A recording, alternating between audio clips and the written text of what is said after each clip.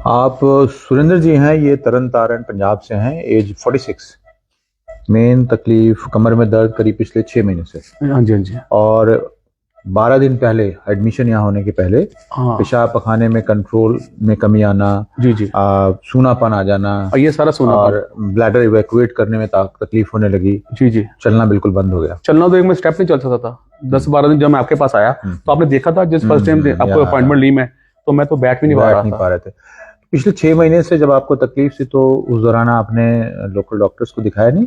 और सर ऐसा था कि पहले जैसे डॉक्टर ने बोला थेरेपी करा लो, फिजियोथेरेपी कराई 2 महीने, बस 20-10% फर्क नहीं पड़ा। फिर जैसे कोई कहता है देसी इलाज करा लो, मसाज करा लो या दवाई खा लो, मगर वो फर्क नहीं पड़ा। फिर मुझे क्या हुआ कि जब मुझे ये दिक्कत आ गई एकदम सडनली, ये मेरा सूनापन हो गया, सारा ये सुन्न हो गया और ये वॉशरूम टॉयलेट का पता नहीं चलता था, बहुत जोर लगाना पड़ता था। फिर मैंने एमआरआई कराई एमएस सर से। फिर वहां मैंने डॉक्टर साहब को दिखाया, एक डॉक्टर साहब थे वो न्यूरो थे, उनको दिखाया, उन्होंने बोला कि तुरंत सर्जरी की जरूरत है। Okay, so MRI was showing massive disc prolapse, extruded disc at L5S1, और ये प्रेजेंटेशन है, ये क्वाडा इक्वाना सिंड्रोम कहते हैं। दोनों पैरों में कमजोर का हो जाना, सिटिंग एरिया में सूनापन का होना, और यूरिनेशन वाली जगह पे भी सूनापन होना, चल ना पाना, और इस इमरजेंसी है। स्पाइन सर्जरी में क्वाडा इक्वाना सिंड्रोम इस इमरजेंसी 24 घंटे के अंदर पेशेंट का ऑपरेशन हो जाना चाहिए। अगर नहीं होता है तो ब्लैडर बाउल के फंक्शंस की रिकवरी काफी लेट होगी। सो एक्सट्रूडेड डिस्क थी, वी डिड एंडोस्कोपी, और आज की तारीख में आप even extruded disc, dorsal migrated, downward migrated, upward migrated, आप एंडोस्कोप से कर सकते हैं। L5S1 थोड़ा ट्रिकी था, बट आइलेक टेस्ट ठीक था, तो we nicely accommodated the cannula, we remove the whole fragment. Surgery के दौरान बेहोश थे? नहीं। सर्जरी के बाद आपका दर्द और पैर कैसे हुए? वो तो जैसे मेरे कल हल्के हो गए। सर जैसे मैं सर्जरी से पहले यहाँ मैं 3 दिन एडमिट रहा। मैं आया था थर्सडे को, थर्सडे फ्राइडे सैटरडे संडे, मेरी सर्जरी हुई मंडे को। तो यहाँ पे मैं 4 दिन भी आया तो बेड पे पड़ा था, यानी कि मैं एक स्टेप भी चल नहीं पा रहा था। अगर मैं खाना खाता तो लेट के, मैं कुछ भी नहीं हो रहा था ना वॉशरूम। मगर जब सर्जरी हुई उसके बाद तो बस जैसे जिंदगी ना मिले दोबारा। Thanks to you, I would like to thanks I really enjoyed. But सबसे अच्छी चीज है द रिकवरी। इसमें क्वाडा इक्वाना में ये है, अगर किसी को कोई मोटर डेफिसिट है, ब्लैडर बाउल इन्वॉल्वमेंट है, rush to your doctor, nearest doctor to your surgeon जो ये सर्जरी करता है, क्योंकि early is the better, late is disaster. 12 दिन बाद आए तो ये भी एक डिले था।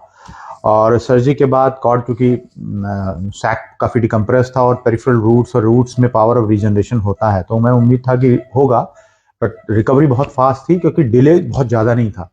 कई बार लोग 2-3 महीने पे आते हैं तो पावर तो रिकवर कर जाती है और ब्लैडर बाउल के फंक्शन इतनी जल्दी नहीं आते। तो कुछ कहना चाहेंगे एंडोस्कोप के बारे में? आपने एंडोस्कोप क्यों पसंद किया, नंबर 1, और what you feel now? Sir I am feeling great now, but I would like to thanks today. तो मैं तो ये कहना चाहूंगा कि अगर किसी को दिक्कत आती है तो सीधा ही आपके पास आए, किसी के चक्कर में मत पड़े। और ऑनेस्टली बोलूं, मैं आपको खुद पहचान नहीं सकता बिफोर सर्जरी और आज। मैं खुद कह रहा हूँ, जब मैं अपने पैरों में चला ना सर्जरी के बाद, तो मैं तो चलना ही भूल गया था।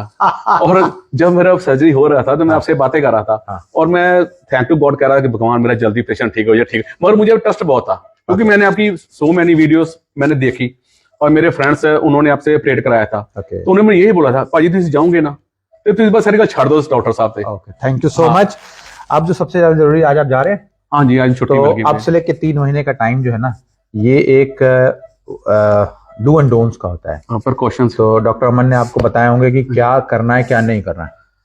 मगर मैं तो सबसे यही कहना चाहता हूँ कि प्रिकॉशंस क्या आपने नहीं करना है? हाँ, प्रिकॉशंस मैंने ये कि झुकना ही नहीं है, वेट बिल्कुल नहीं उठाना, स्टेयर्स बिल्कुल यूज नहीं करनी, और बाइक नहीं चलाना, एक्टिवा नहीं चलाना, आधे घंटे से ज्यादा बैठना नहीं है। लेट सकते हो, जब भी आधा घंटा बैठो, थोड़ा सा वॉक करो, फिर बैठो, धीरे धीरे चलना है। गुड।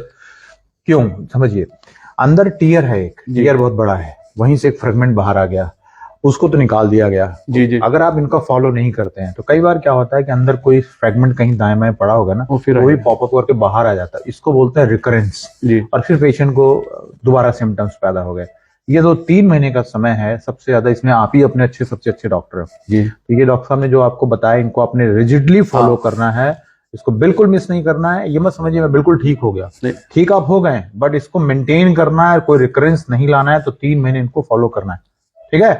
तो बोलिए thank you so much. Thanks to all of you. आपकी सर टीम बहुत बढ़िया है। आप तो बढ़िया डॉक्टर साहब, आपकी टीम बहुत बढ़िया है, सभी बहुत केयर करते हैं, केयर नर्सिंग बहुत केयर करते हैं, और डॉक्टर साहब जो जूनियर है आपके वो भी बहुत केयर करते हैं। Thank you so much. मगर मैं ये कहना चाहता हूँ कि अगर आपको दिक्कत आए, किसी के चक्कर में मत पड़ो, सीधा ही वासर हॉस्पिटल डॉक्टर पंकज त्रिवेदी से मिलो, आप ठीक हो जाओगे। Thank you so much sir, thanks to you. Thank you.